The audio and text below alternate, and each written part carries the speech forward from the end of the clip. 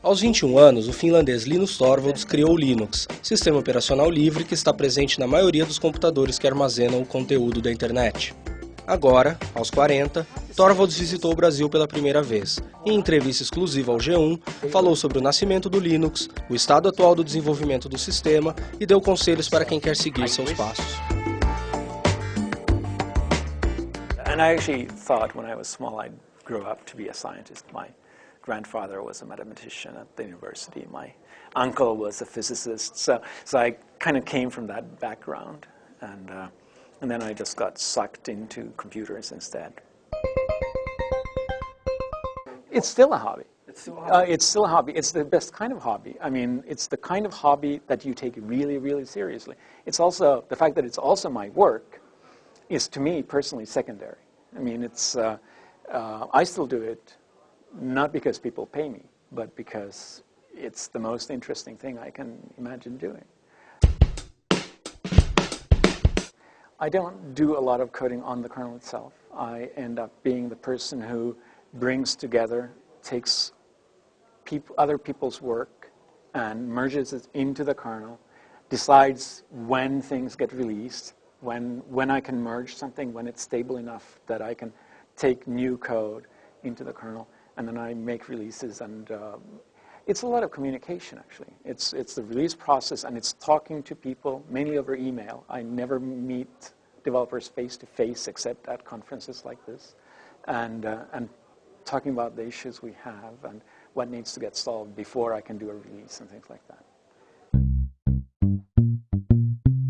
For government purposes in particular, openness is very important. I think it's important because, not just because the government wants to control its own IT infrastructure, I think it's important also for the people. I think it's important that people also feel that government is open in all respects, that you know what the issues are, that there's nothing hidden. And I think that's true of infrastructure for IT as well as just the discussion in general in politics. Oh yeah, I mean, it's definitely already a viable alternative. I mean, I use it every day. I think, in fact, in the US, Android now outsells the iPhone. I mean, does that mean that development has ended? No. I mean, we're still working on it, and I think, in fact, in many ways, it will help that there are now lots of devices, small devices running Linux. It makes it easier for people to find people to develop for that kind of form factor. It used to be that it was easy to find people to program for a desktop environment because there were a lot of PCs around. It's also people want to program for what they use. So if you use a desktop or a laptop as your main tool, most programmers would want to program for that environment because that's the environment you're comfortable with. To me, a tablet is kind of inconvenient. It's big enough that you can't put it in your pocket unless you have a really big pocket. And at the same time, it's like, so it's not completely portable. And at the same time, it's also somewhat limited when it doesn't have a keyboard. So to me, tablets are, I don't know. I'll have to see how it works out, but I'm not convinced. I like to do my real work with a real keyboard and a big screen.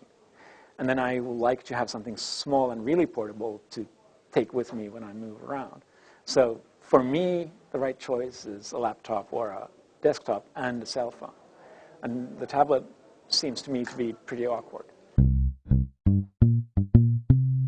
When I did it, when I started, it wasn't because I wanted to change the world. I did it because I was just really interested in computers. So my advice to some degree would just be that try to find something that you're really interested in.